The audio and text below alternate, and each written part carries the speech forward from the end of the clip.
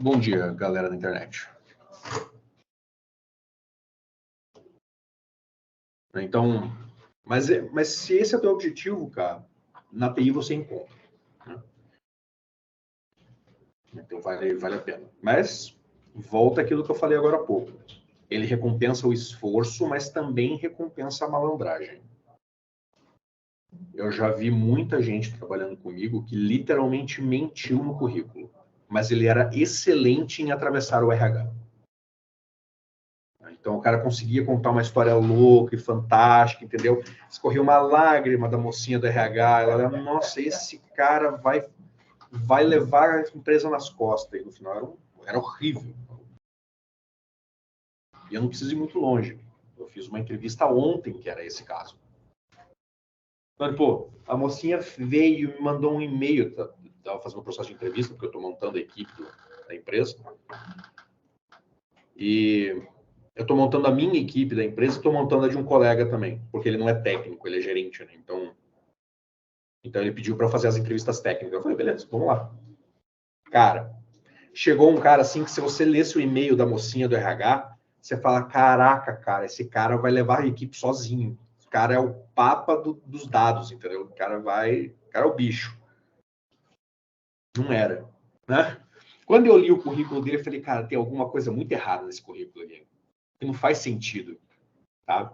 Porque o cara ele entrava na empresa operacional, aí ele subia, não sei o que, depois, de repente, ele chegava a C-level, o cara chegava no nível de diretoria da área de TI, ou da área de dados, e vazava. Aí ele entrava na próxima empresa aonde? Operacional de volta. Eu falei, pô, como assim, cara? Como que não dá sequência de carreira? Não faz sentido, sabe? E não fazia mesmo. Né? Porque aí você vai perguntando coisas e aí você vai subindo o nível da pergunta, né? Então aí você sabe o quão técnico o cara é. Se o cara chegou a C-level, né, ele tem o quê? Muito conhecimento de nível gerencial. Não tinha. Mas o cara era fantástico onde? Porque daí eu, particularmente, quando faço entrevista técnica, eu deixo o cara... Depois, no final, eu deixo o cara fazer duas coisas.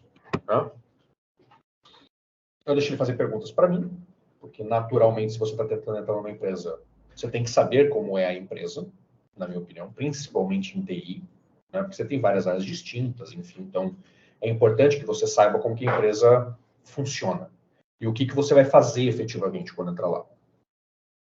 E a segunda coisa que eu deixo o cara fazer é falar o que ele quiser. Fale a abobrinha que você quiser. Né? Você tem mais alguma coisa para falar? E aí, cara, quando eu abri esse espaço pro bicho, o cara fez um discurso, cara, que se ele fosse candidato a vereador, eu votava. Entendeu? Mas em todas as perguntas técnicas, o cara tomou bomba.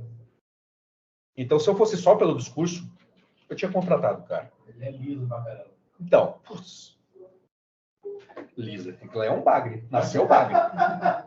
Liso. Né? Então, assim, por isso que eu falei, tem o cara que se esforça muito, e o pior de tudo, o cara que se esforça muito, geralmente na entrevista ele vai mal. Isso que é o pior de tudo. Porque ele vai mal porque o cara se enrola, sabe? Ou então ele tenta pensar demais, às vezes, numa pergunta que é simples. Né? Ele se pressiona muito, exatamente. Né? E aí, quando você abre para o cara falar, como ele não tem esse traquejo, não tem essa maleabilidade, o que acontece é que ele não fala nada. Ou então ele fala algo ali que não... Né? Ou então ele só agradece tal, pela oportunidade, coisa desse tipo, né? Coisa o protocolar, né? Então... E aí, já aproveitando, fica esse ponto importante, né? Então, eu tinha falado da parte técnica da entrevista, né? Mas... Opa, bom dia.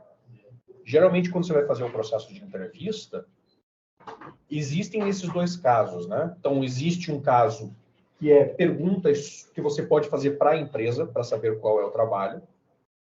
E, às vezes, há um espaço ali para que você fale, para você fazer um complemento. Ou então, por exemplo, o teu currículo é muito forte com alguma coisa, ou então a tua base de ensino é muito forte com alguma coisa, mas são perguntas que o cara técnico não te fez.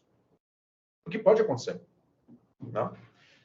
Quando abrem para perguntas da empresa, a minha sugestão é pergunte. Pergunte. Tá? Então, Pergunte, por exemplo, lógico, né? Existem algumas coisas que estão na descrição da vaga, mas quem fez a descrição ou foi o RH ou passaram para o RH, então é um balanhão de gato, né? Então você pode perguntar, por exemplo, legal, eu entrando na equipe, qual que seria a minha atribuição? O que eu ia fazer? Né? Qual que é o meu trabalho? Se a pessoa já não citou isso para você, né? Com quantas pessoas eu vou trabalhar? Tá? Tenho outros colegas que fazem a mesma coisa que eu, né, em paralelo? Então, essas são boas perguntas, né? Então, você quer saber qual é o teu trabalho, qual é a equipe onde você vai trabalhar, né? Porque você já sabe tamanho, ritmo, né, ou pressão que vai ser. Então, você imagina assim, é uma empresa que faz tratamento de dados. Você entra no site deles lá eles colocam, não, processamos cerca de 20 terabytes de dados médicos, por exemplo. Eu tenho um colega lá que trabalha com dados de oncologia. Aí você chega para os caras e fala, você pergunta, quantas pessoas estão na equipe? 2.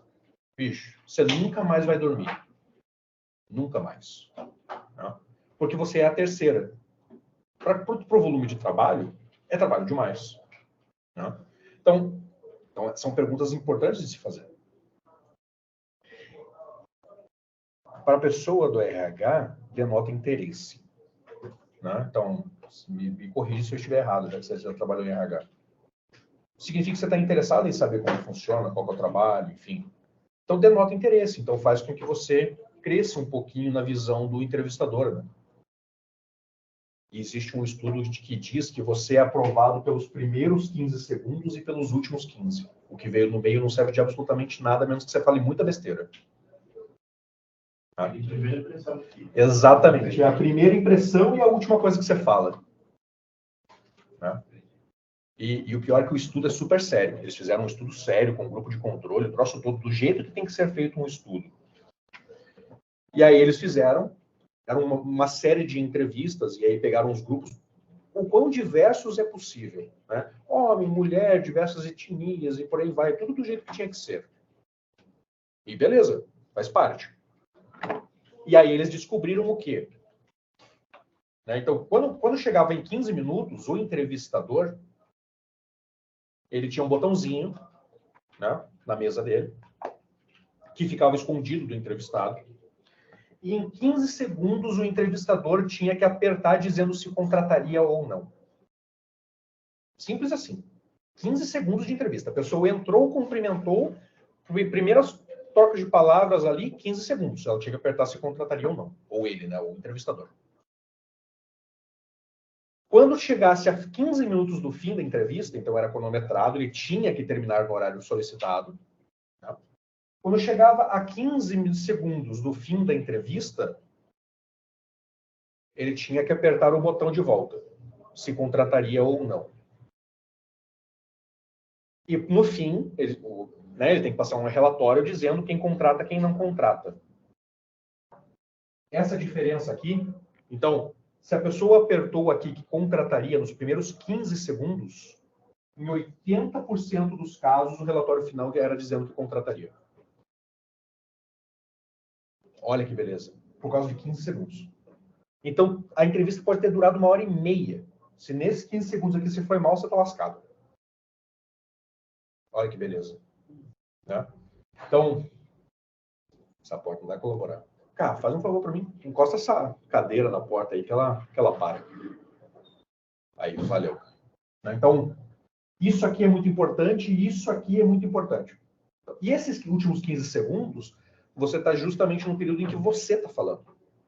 Então, se você fizer uma boa impressão aqui, você tem uma chance alta de atravessar. Né? Atravessar o RH, né? Não a equipe técnica. A equipe técnica não tem jeito. Né? Você tem que responder as perguntas do cara. Então, fica essa dica interessante. Diga lá. A respeito da parte técnica, é verdade, tipo assim, eu já ouvi umas histórias que, por exemplo, para uma vaga que você precisaria ter X conhecimento, tipo assim, você chegava na entrevista e o cara fazia, tipo, meia dúzia de perguntas que não eram tão complicadas assim, e isso aí já era, tipo, parecia que não era o suficiente para você ser entrevistado, ser aprovado na entrevista, mas era só isso. Já aproveitando, então, esse gancho, né, da entrevista que eu fiz ontem, eu estou entrevistando gente faz 2 semanas. para essas equipes lá da empresa que estão sendo montadas. A equipe que eu estou montando para trabalhar comigo são eu e mais 4. E aí tem uma outra equipe, mas aí, toda a galera que está entrando lá já são 22 pessoas. Então a gente pra cacete sendo entrevistado. Teve um cidadão que já entrou para trabalhar, inclusive, eu entrevistei ele por 5 minutos. 5. E só. Porque, tanto que, quando acabou a entrevista, a mocinha do RH achou que eu não ia querer ficar com o cara. Porque 5 minutos? E justamente o contrário. Em 5 minutos eu vi o suficiente para contratar ele. Então, extensão de entrevista não significa que você está indo bem. Às vezes pode significar que o entrevistador simplesmente não encontrou o que ele quer. Entendeu? Se eu encontrar em 5 minutos, eu não tenho mais por que ficar perdendo teu tempo. Entende? É simples assim. Mas isso depende, de novo, do entrevistador. Né? Então, o cara que eu estava contratando, ele estava sendo contratado para analista de BI. Então, eu já tinha lido o currículo dele, certo? Então, a primeira coisa que eu fiz foi, cara, faz para mim um resumo rápido das tuas experiências. Então, ele estava em nível pleno, então não era longo, né? Não tem 10 anos de experiência. Ele tinha uns 4. Cara, faz um resumo rápido das tuas experiências. E nesse momento, ele foi extremamente pontual. Então, o que aconteceu? Experiências assim, fiquei todo tempo lá, comecei fazendo isso, trabalhei com isso, aquilo. Minha função era, pá, acabou. Preciso. Simples e direto, sem ficar me enrolando. Então, se ele não está me enrolando, se ele é preciso, se ele é direto, de duas uma. Ou ele decorou o texto, ou ele sabe exatamente o que ele fazia. E para mim isso é um bom sinal. Nas duas outras experiências dele, a mesma coisa. Então, comecei tal tempo. O tempo era mais ou menos chutado, não estava exatamente o que estava escrito, então isso começou a me mostrar que não era decorado, porque ele não sabia exatamente o dia que ele estava lá. Ele sabia, olha, foi no começo do ano tal. Beleza. Que realmente era no começo do ano tal. Era março. Legal. Então ele sabia quais as ferramentas que ele trabalhou e exatamente qual era a função dele. Ou seja, ele estava lá, ele não estava lá de passagem. Ele não estava perdido, ele sabia o que ele estava fazendo lá. E aí, beleza. E aí, dado o que ele me falou, eu fiz perguntas que eram do meu interesse dentro da equipe. Então, por exemplo, a empresa lá, ela estava num período de construção de identidade visual dos próprios relatórios. Então, é muito natural eu chegar para o analista de BI e falar, cara, me faz 3 modelos de relatório, porque eu quero escolher. Né? E aí, beleza. Quando eu peço 3 modelos, eu não quero olhar só a identidade visual, eu quero ver como que ele vai distribuir dados, que tipo de dados ele colocaria lá, certo? Por quê? Porque eu posso querer um relatório para o gerente da operação, então eu preciso de dados muito pontuais, às vezes por funcionário, às vezes por cliente, eu quero alguma coisa muito específica. Mas se eu for fazer um relatório para o diretor, se for específico, ele nem lê. Ele joga fora. Porque ele não tem tempo para aquilo, ele quer ver a visão macro, certo? E foi exatamente essa a resposta do cara. Veja, ele não era um sênior. Ele fazia pouco tempo que estava no mercado, faziam 4 anos. 4 anos, na minha opinião, é pouco, tá? Hoje, para o mercado, hoje em dia, no mercado, 4 anos, o cara está uma eternidade lá. Né? Mas quando eu entrei, 4 anos, o cara estava engatinhando ainda. Mas, enfim. Então, eu vou para a entrevista com esta mentalidade. E aí o cara me respondeu exatamente o que eu acabei de falar. Ó, eu faria 3 modelos, um provavelmente com uma característica mais gerencial, com áreas para poder fazer descrição de dados. Faria um modelo intermediário, com outros tons de cor, com outra paleta. E faria um terceiro, com característica mais gerencial, né? Geralmente com um relatório para diretoria, com outra paleta de cores. Porque daí quem olha o relatório, além de ele escolher entre os 3, ele tem como decidir qual é a melhor paleta de cores para ele. Ele tem como escolher mais de um, né? Então ele pode pegar o gerencial e ficou bom, o diretoria e ficou bom, mas o intermediário eu gostei da cor. Ou da estruturação, da diagramação. Essa foi a resposta do cara. Isso era exatamente o que eu esperava ouvir. Preciso fazer mais muita pergunta? Não. Aí eu pergunto, aí agora sim são perguntas técnicas. Ah, lá no Power BI, você sabe mexer com Power Query? Agora mudou o nome, né? Mas é que eu sou velho. Você sabe mexer com Power Query? Sei. Quando você mexia com isso, né? Quando eu faço trabalho com Power Query, só citando para vocês, né? A aula de Power BI está aqui do lado, mas só um exemplo. Eu posso usar o Power Query para poder manipular os meus dados e tal, e fazer realmente um relatório no Power Query. Ou eu posso trazer ele pronto do banco de dados. Certo? Então, eu só faço uma query simples, vou lá, trago o relatório que já está no banco de dados guardadinho e só apresento no meu relatório. São duas opções. Aí eu perguntei para ele exatamente isso. Você sabe mexer com Power Query? Sim.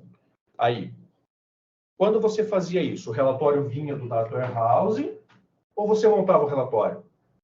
Quando ele respondeu isso e ele respondeu assertivo, eu não preciso perguntar para ele o que é um Data Warehouse. Não interessa. Porque se ele trazia os dados de lá e ele entendeu a minha pergunta, ele sabe do que eu estou falando. Eu não preciso fazer uma pergunta técnica, Zé Mané, do tipo, você sabe o que é um Data Warehouse? Que muita entrevista faria. Se ele me responder uma pergunta em que eu coloquei este termo no meio, ele sabe o que é. Ou pelo menos ele já viu. Se ele não viu, ele começa a se enrolar, ele começa a gaguejar, a resposta dele não encaixa com a minha pergunta. Não? E beleza. Ele respondeu, ele me mostrou 2 exemplos de relatório, um que ele fazia na empresa A, o outro que ele fazia na empresa B. Ele tinha exatamente os 2 modelos. E numa das experiências dele, a equipe estava começando. Ou seja, ele tinha experiência com fazer relatórios para uma equipe que nunca viu um relatório. Problema resolvido. Não tenho mais perguntas para fazer para esse cara. 5 minutos. Então foram 3 perguntas. Resuma a sua experiência. Você já fez isso e como você faria? Você já fez isso e como você faria? Foi assertivo. Tecnicamente a resposta era boa. Né? Atendia o meu objetivo para ele dentro da equipe. Acabou. Já abri para ele perguntar o que ele quisesse. E aí ele perguntou exatamente isso, como que era a equipe, quantas pessoas tinha, o que ele ia fazer lá. Exatamente o que eu acabei de falar para vocês, que eram boas perguntas. Né? Não só que eram boas perguntas, mas que são perguntas válidas, né? Beleza. E aí? Bom dia, galera lá. Não, beleza. Pessoal, tem bastante gente que está online ali, vocês até conseguem ver. Vocês têm essa possibilidade, tá? Eu não aconselho. Então, para quem resolveu fazer presencial, eu realmente não aconselho que vocês comecem a fazer distância, porque vocês não voltam mais, tá? É um caminho sem volta. A hora que você descobre que você pode ficar em casa, tranquilo, né? A hora que termina a aula, que você percebe que você não pegou trânsito no retorno, você nunca mais aparece, tá? Então, eu não aconselho, mas vocês podem. Né? Então, contratei o cara. E aí, beleza. Então, na equipe, eu sou o especialista de dados, então eu sou responsável técnico. E tem um coordenador que também é responsável técnico, ele era da área técnica, mas ele é o coordenador da equipe, certo? Então, a decisão final é dele. Mas eu posso falar, olha, tudo bem, a decisão é tua, mas você está fazendo abobrinha. Mas beleza, a decisão é dele, ele que lida com o dinheiro, ele que sabe o que ele faz. Esse cara entrou na equipe, o coordenador ele tinha uma necessidade, justamente eu fiz essa pergunta, que era realmente uma necessidade do projeto. Falou, olha, o cara entrou, bom dia, esse aqui é o fulano, não sei o quê, cumprimentou, não sei o quê, e falou, tem uma demanda para você. A gente vai ter que fazer um relatório de multas e tal, e eu preciso de 3 modelos. E eu preciso desses 3 modelos para amanhã. Você consegue? O cara falou, consigo. No dia seguinte ele entregou. No dia seguinte ele entregou. Agora, essa semana, o coordenador, porque eu fui questionado sobre o cara, né? O coordenador veio me mostrar o relatório que ele fez, o relatório que foi escolhido e o relatório que ele fez depois. Ele falou, eu tive que conversar com ele mais 2 vezes ali para poder fazer uns ajustes e tal, né? Mas a ideia do relatório é dele. Né? Fiz uns ajustes ali que eram coisas que eu queria e que ele não tinha como saber, obviamente. Né? E aí ele me mostrou o relatório como era antes, era um nojo o relatório. Nossa, bicho, troço feio do cacete. E o relatório que o cara fez, era fantástico. Era muito bom o relatório do cara. Muito bem desenhado, muito bem estruturado. Fácil entendimento, os menus do relatório ali para você poder manipular o relatório num posicionamento muito bom. Então, veja, 5 minutos de entrevista e é o melhor analista que a gente tem. Até o momento, pelo menos. Então, Entrevista longa não se... Por outro lado, o cara de ontem, que estava dando golpe no currículo, eu entrevistei o cara por meia hora. Deu mais do que ele sabia. Mais, inclusive, do que ele deveria ter experiência. Ah, Então... eu dou até nisso. Pois é. Pois é. Então, ou então, sabe gerente de ninguém? Eu sou o gerente. Quantas pessoas tem na sua gerência? Eu. Então, pois é. Então, isso com certeza acontecia na experiência dele ali também. Isso, exatamente. Aproveitando essa situação aí, Claro. Na internet, a gente está meio, pelo menos no meu caso, também está dando para conseguir um estágio, alguma coisa, né? E a gente fica procurando na internet, tem gente que fala que você consegue trabalho colaborativo, ali, de graça, trabalhar de graça. Consegue. Em alguma empresa. Como é que a gente se insere, né? Por exemplo, nessas equipes que o senhor está montando aí, não teria? Tá. Essa equipe que eu pus especificamente não tem, porque existem N tipos de equipe, né? E eu já te conto um problema de hoje em dia, mas vamos lá. Existem N tipos de equipe. Às vezes, existem equipes em que o projeto é para ontem. E, infelizmente, isso tem se tornado cada vez mais comum. Se um projeto é para ontem, eu não tenho tempo de colocar a pessoa na equipe, no time, e ensinar. Por quê? Porque eu preciso que a pessoa já chegue quente já. Ela veja o problema, já saia resolvendo. Eu preciso que ela chegue na primeira semana, ela tenha resultado. Né? Não é uma escolha minha. É a escolha da empresa para onde eu estou trabalhando. Entende? É uma escolha de diretoria e eu não sou o diretor. Então, eu não posso colocar meu dedo nisso. Então, quando eu vou entrevistar, até por isso que as entrevistas podem ser curtas, porque eu espero o quê? Nível técnico e experiência. Eu tenho que ter as duas coisas. O cara tem que ser muito bom tecnicamente, porque eu não posso perder tempo explicando para ele. E ele tem que ter experiência para saber por onde começar. Porque depois que começou, todo mundo trabalha. Porque daí você dá o rumo, né? Você fala, não, vai para lá. Mesmo o cara que está começando vai. Né? Alguns mais rápido, outros mais devagar, mas todo mundo vai. Começar é difícil. Então, começar demanda experiência, geralmente. Então, é uma equipe que pede sêniors. Tanto que eu tinha sugerido para essa equipe um cara que era pleno, que eu considero pleno, mas a dificuldade dele é Python. Então, ele é um excelente estatístico, mas ele tem uma deficiência em Python. Quando eu estava conversando com o coordenador ali para avaliar, veja, foi um cara que eu próprio sugeri e eu próprio tive que desconsiderar. Tá? Por quê? Porque ele tinha uma deficiência em Python. Então, nesse tipo de equipe, eu não tenho como contratar nem mesmo um aprendiz, porque não dá tempo de eu fazer o sênior parar para ensinar esse cara.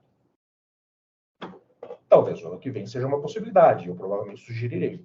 Né? Falei, olha, agora que o negócio, que a multiplier baixou, né? A gente vai começar com uma tecnologia nova, a gente tem tempo de colocar alguém com uma senioridade menor.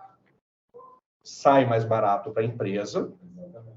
Sim, exato. Mas é aquela balança, custo-benefício. Custo-benefício. Se eu pago bem, eu quero sair rápido. Se eu pago mais ou menos, eu Exatamente. vai sair de tudo mais ou menos. Exatamente. Exatamente. Então, no final, o resultado tem que ser o mesmo. Porque a única coisa que tem que mudar é o tempo. É o tempo. Isso. Às vezes nem mesmo o resultado é o mesmo. Na TI isso não acontece. Não é a mesma coisa. Não é a mesma coisa. Porque às vezes você pode visualmente ficar a mesma coisa, mas o que demorou mais para ser entregue, às vezes, por exemplo, tem um tempo de resposta pior, escala pior. Então, por exemplo, hoje eu tenho 200 usuários, então o que os caras fizeram funciona. Mas se eu estou pensando em aumentar ou comprar a empresa do vizinho, então eu vou passar de 200 usuários dia para 2.000 usuários dia.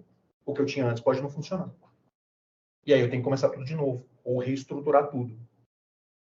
Então, nem sempre isso é verdade. Agora, quando você coloca um arquiteto sênior no time, eu falo, olha, eu preciso que isso escale, porque amanhã eu posso ter 2.000 funcionários. O cara já desenha pensando nisso, não nisso. Entendeu? Pode ser um cara que começou agora? Não pode, porque como é que ele vai saber a diferença? Tecnicamente, até ele pode saber. Só que aí ele pode fazer essa solução aqui e o custo disparar. E aí é que entra a senioridade. O cara consegue fazer isso aqui, reduzindo o custo ou maximizando a entrega. Não espera demais. Né? Exato. Então, isso é experiência. Não foi o Orkut que se estragou por causa disso? O Orkut é um dos caras que se estragou por causa disso. E o Facebook está indo por um caminho parecido, mas por problemas diferentes. Porque o Facebook começou muito idealista, certo? Só que chega num momento em que você tem que estabilizar o mundo das ideias e tornar mercado para ganhar dinheiro. O Facebook continuou idealista. Tá indo pro buraco. Não tá falindo, né? Ainda tem muito dinheiro, mas tá indo pro buraco. Né? Então não vai falir, porque eles têm o Instagram, eles têm o WhatsApp, eles têm outras coisas. Mas o metaverso lá, por exemplo, tá virando pó. Então era uma ideia que não vai para frente. Né? E já investiram muito dinheiro. Tem muita gente que botou muito dinheiro no tal do metaverso e não tá indo. Né? Metaverso? Rapaz, eu não sei o suficiente de metaverso para explicá-lo. Isso. Primeira vez que lançou, só tinha 17 pessoas no server. Então assim... Sabe Oi? o que é? Então. É que... É o The Sims comercial, né? Isso, exatamente.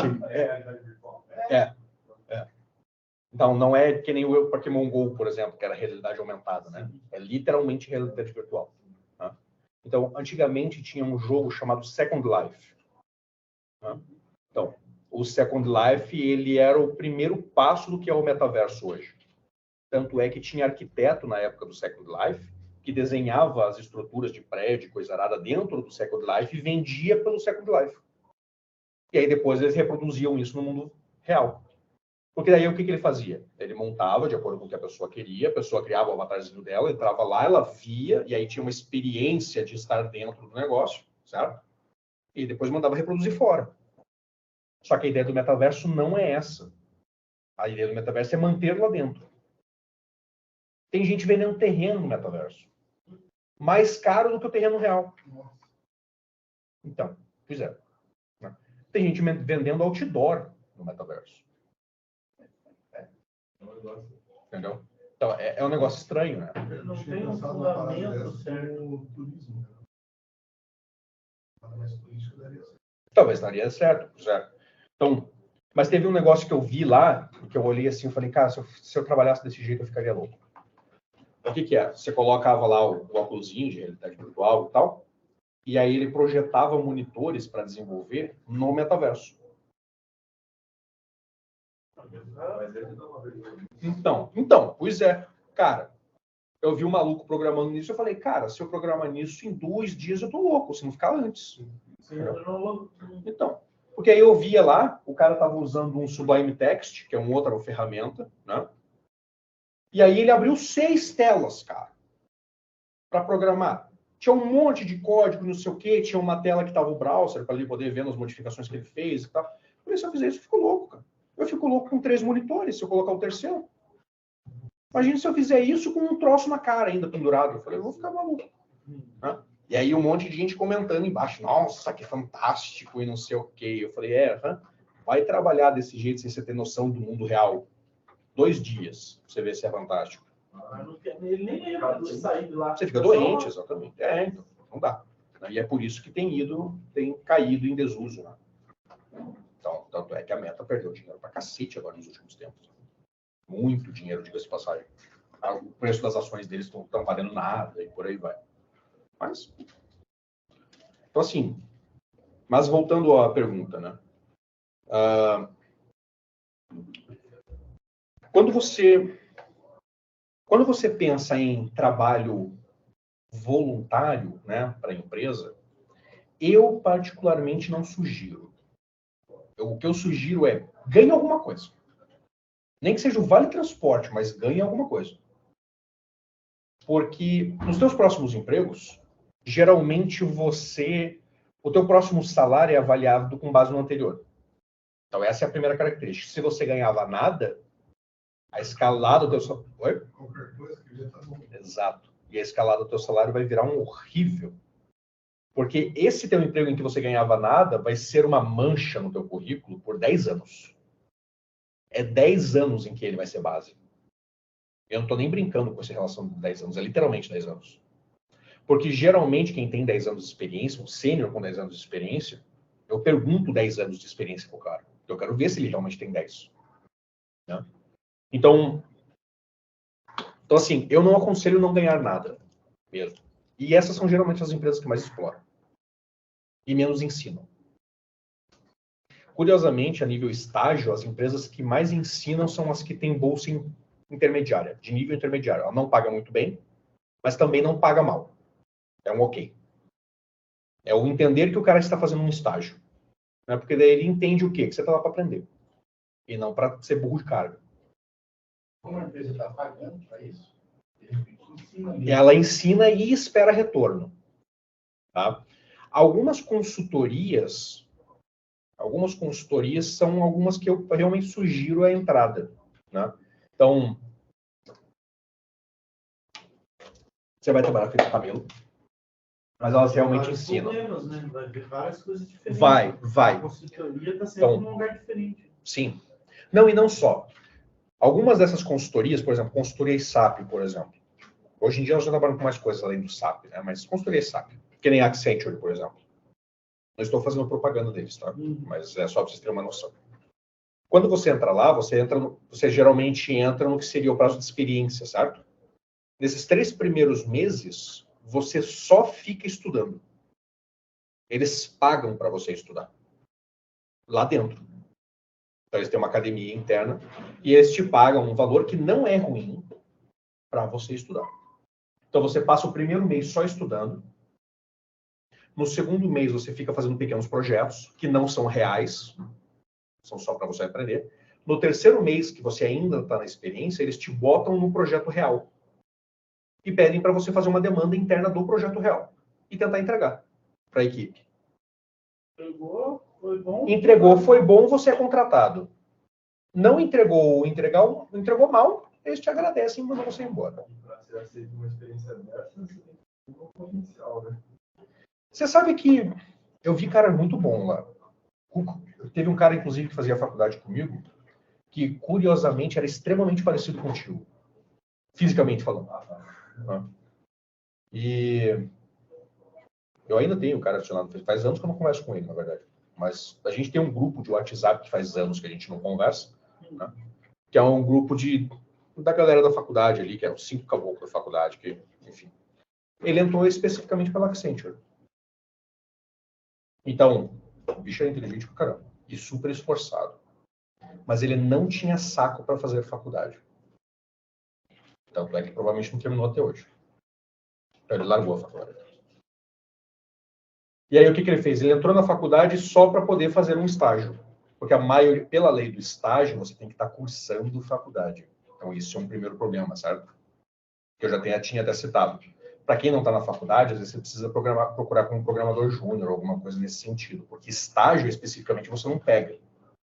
Porque você tem que estar comprovadamente fazendo faculdade. Oi? Geralmente é de interesse do estágio, mas pode ser qualquer um. Tá?